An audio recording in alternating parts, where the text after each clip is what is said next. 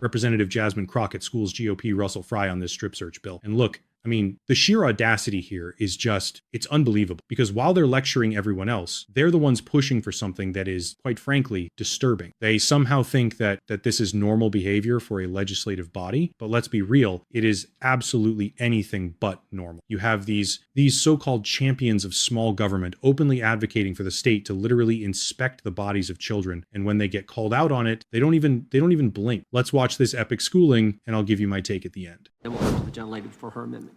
Thank you, Mr. Chairman. I want to be clear about what we just heard a few minutes ago from Ms. Crockett from Texas, that we are doing a bill on some, quote, random dead person. This person was a vibrant soul, had a life, was pursuing a degree. She's not some random dead person, but she's a symptom of a larger problem, which you guys have ignored for years, which is that we're going to import and fling open the gates of our southern border and allow these individuals to come into this country, that we're not going to vet them, that we're not going to ascertain about where they land, and that we're not even going to follow up. The gentlelady from Wyoming introduced into the record a Homeland Security report. There's a Health and Human Services report about all of the systemic failures of the last administration. And the flippant and, quite frankly, callous response by the gentlelady from Texas is that she's just some random dead girl. Now, she just walked out of the room, so I guess she didn't want to hear this.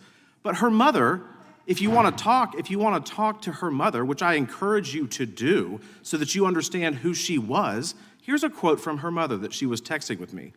Kayla talked a mile a minute like a hummingbird. She loved animals, especially her cat Oreo. She cared about the homeless. She loved her mommy. She treasured her family and friends. She loved God and loved going to church. She loved her birthday and Christmas. She loved the beach and the pool and swimming. Her voice and laugh carried across the room, even when the room was quiet. She loved music and loved to have fun. She lived every day to the fullest, and boy, did that girl love to sleep. And I can go on and on. This was a young lady who was pursuing a degree as a veterinarian. She wanted to help people. She wanted to live her life. She wasn't some random dead person that we just plucked out of a hat. She is a symptom of a larger problem that you have ignored. We had a field hearing, my first term in Congress. Not a single damn Democrat showed up to look at the open border lawlessness caused by this administration.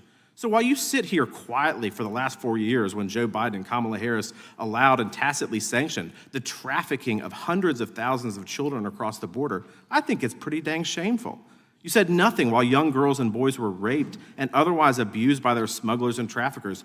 You didn't even raise a finger to help when the New York Times, of all places, not really a bastion of conservatism, exposed the labor trafficking of unaccompanied minor children.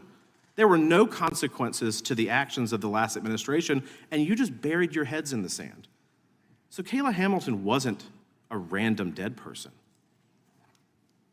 She was one of many people who have been victimized by the lawless border problems created by the last administration, and you refuse to acknowledge it, and that's shameful. With that, Mr. Chairman, I yield back.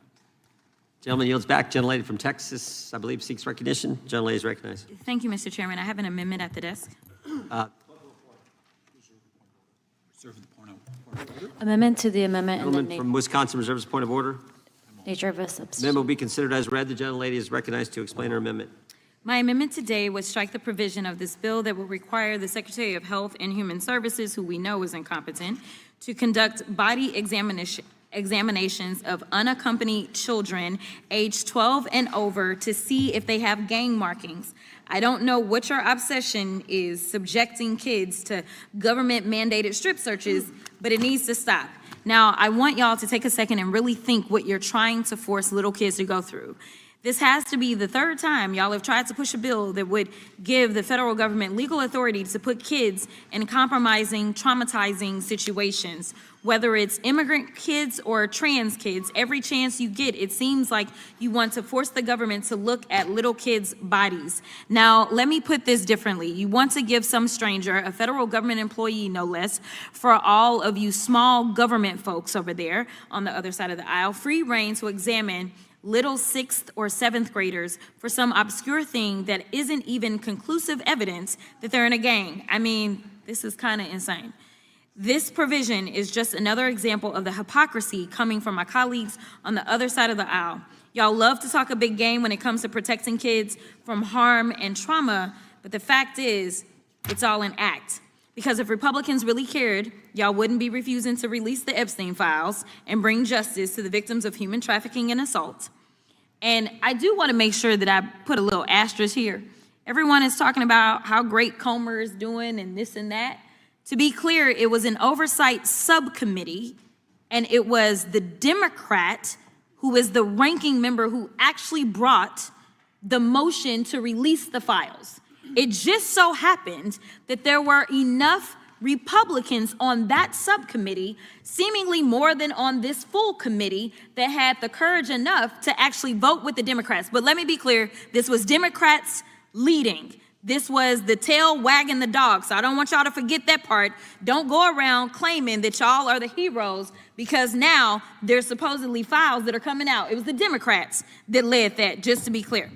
Now, you sure as hell wouldn't be forcing kids who are in middle school into situations where the federal government is placing them in a room with a random adult, strip searching them to try to find some obscure amorphous thing. Now, I know some of my Republican colleagues here have kids. And I'm willing to bet that if your kid was going to say England and you found out some random government employee over there was going to strip search your kid to look for some tattoos or markings, you would lose your damn mind. You do everything you could to prevent this from happening and save them from that trauma. And that's all I'm asking you to do today, is to protect these kids. Spare these kids from the unnecessary trauma. Be the adults in the room today, because enough is enough. Nothing in my amendment prevents DHS or even HHS from requesting a kid's criminal record or prevents HHS from evaluating whether kids are a danger to themselves or others. What this amendment does do, however, is prevent kids from having to go through unnecessary strip searches and be traumatized for the rest of their lives. If you're really on the side of history, if you really want to be on the right side of history, then that means that you'll do all that you can to protect kids, and I urge you to support my amendment. The final thing that I will say is I stand by everything that I said before. Y'all love to cherry pick because you claim that the immigrants are the reason for crime, but you have nothing to say about white supremacists in this country. I don't remember, as we are headed to yet a record number of school shootings in this country as it relates to children, I don't remember y'all bringing bills in the names of any of these itty-bitty children. In fact, the most recent shooting, as y'all love to send thoughts and prayers, these babies were legitimately praying when they were killed. So I don't remember y'all trying to do gun reform for all of that. I don't remember y'all being super outraged when it came to January 6th and those defendants. Well over 1,000 defendants. And we're talking about they beat up on law enforcement. Now y'all love law enforcement. You love some ICE. Now that ICE is going around thugging everywhere. But nevertheless, I don't remember y'all even having the courage to say, yes, put the damn plaque up. That was signed into law. Y'all won't even do that. So don't tell me that y'all are here being the champions for everybody. You are very selective. So yes, it is a game. Because if I want to do legislation, I don't have to put somebody's name on it to do right. I don't have to put one of the children's names so that I can have real gun reform and save lives. And I will yield. Gentlelady yields back. The gentleman withdraws his point of order. The gentleman from South Carolina is recognized to speak on the amendment. Thank you, Mr. Chairman. In fact, I think you should, if you will stand by it, I think you should probably apologize to the mother and the family of the one that you called a random dead girl. I think that would be appropriate. But let's be clear about something right now. While the member from Texas is busy filming TikTok videos and dancing around the halls of Congress, maybe it would be prudent to know that we already do medical evaluations of UACs when they come in the country. All we're asking in this bill is that you say, hey, that looks like a tattoo. Is that a gang tattoo? There's no material change other than that is a tattoo, that's a gang tattoo. And if we had done that, Kayla would still be alive. You know, the random dead girl that you just called out. Kayla Hamilton is her name. She would still be alive. So time and time again, our Democrat colleagues seem to be more interested in defending illegal aliens, including dangerous criminals, than American citizens. The Democrats say we can't use our common sense and place children with gang tattoos in secure placements. I call BS, and I think the American people do. If a teenager in HHS custody has an MS-13 tattooed across his or her forehead, why should HHS have to wait to find out more information? They shouldn't. Secure placements aren't medieval prisons, as the Democrats are making them out to be. These are safe facilities designed precisely for the purpose of housing juveniles who may present a danger to themselves or to others. I would also remind my colleagues that the provisions in this bill have no bearing on the basis for a UAC's potential for removal from the country. The bill simply says that while a UAC's immigration proceedings play out in court, if the UAC has obvious markings that are gang affiliated, maybe they should be housed with other children, or maybe they shouldn't be housed with other children and set free into our American communities. This is just simply common sense. And as we know, when aliens are in a secure facility for the pendency of their immigration proceedings, these proceedings do not drag on for years, but can be concluded quickly within a matter of weeks. I urge my colleagues to vote against this amendment. I yield back. Gentleman yields back. Gentleman from Florida is recognized.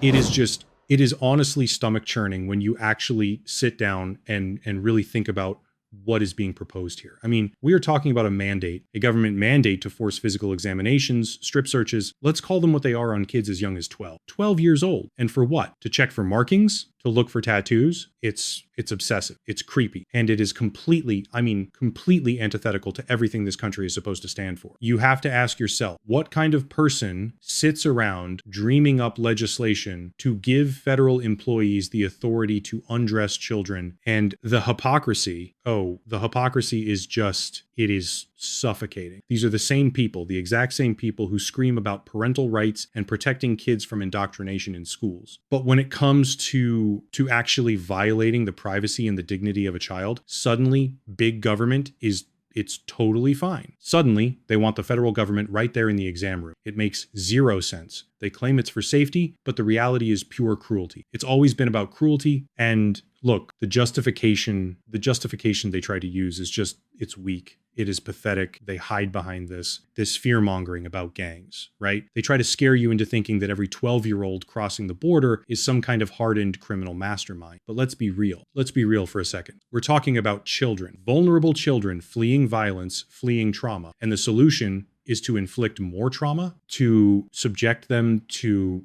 invasive searches by strangers. It is sick. And then you have the audacity, the unmitigated gall to stand there and lecture about protecting children while doing absolutely nothing, zero zilch, about the things that are actually killing kids in this country. I mean, we see it every day. Schools, classrooms, turning into war zones, because they refuse to pass even the most basic gun safety law. They offer thoughts and prayers, right? That's their go-to. But when it comes to actually legislating safety, silence. Total silence. But they have plenty of energy. They have all the energy in the world when it comes to demonizing immigrants. It is a game to them. It is a political game played with human lives. And the pattern goes way beyond guns. It covers everything. When it came to releasing the files on Jeffrey Epstein, actual proven trafficking of minors who was dragging their feet, the conservatives were the ones stalling. The people actually trying to shine a light on abuse were the progressives.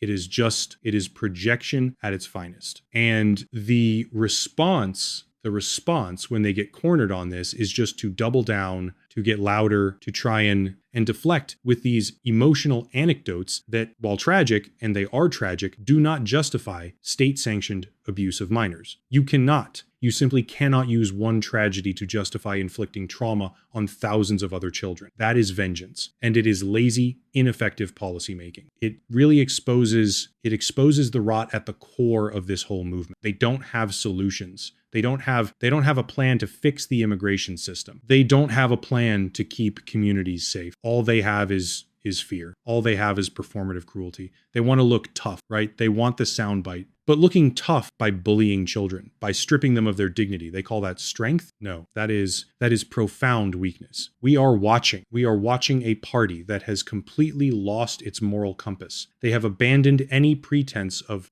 basic human decency in favor of this weird, invasive obsession with control. And thank goodness there are people in that room willing to look them in the eye and say no, because if we let this slide, if we let this become the new normal, I mean, where does it end? It doesn't. It just gets worse. And we absolutely cannot let that happen. We have to stay loud about this because they are counting on us to look away. If you think the government has no business stripping children for any reason, hit that like button, subscribe, and let me know in the comments. Why do you think they are so obsessed with this? I'll see you in the next one.